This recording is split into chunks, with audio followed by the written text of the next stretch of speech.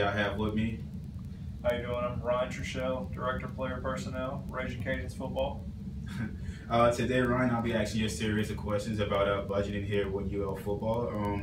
Take your time to answer the questions. If you do not understand a question, I can repeat it for you. First question would be, who is responsible for the budgeting process and what policies are associated with that budgetary decision making within an organization? Our Director of Football Operations and Head Coach are responsible for our entire budget for football. Now, the Athletic Director, he's in charge of the budget for all athletics. So we're assessing allotment for every single year, and then based upon money that we bring in from game sales, marketing, and from fundraising, plus ticket sales, and they'll plan that budget for every year. Okay, so if you had to say, how often is the budget revised? I would say the budget's probably revised twice a year. Okay. So.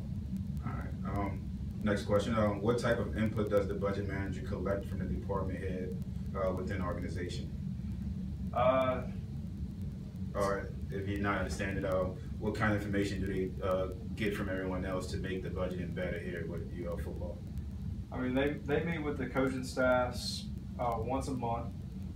Everybody throws in their input about budgeting, gear, everything they need for their team is pretty much met about once a month. Okay, so that kind of flows into the next question. Do all our employees have access to the budgeting information? No, all employees do not have access. It is mainly the Director of Football Ops or the Director of Soccer Operations or whatever sport.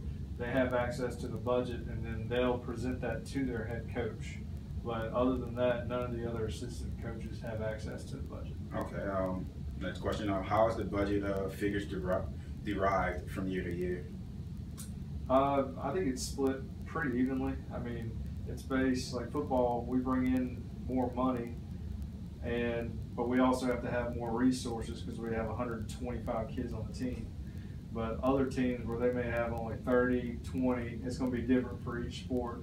But there's like a specific percentage that the athletic director will give for every sport. Okay. Next question.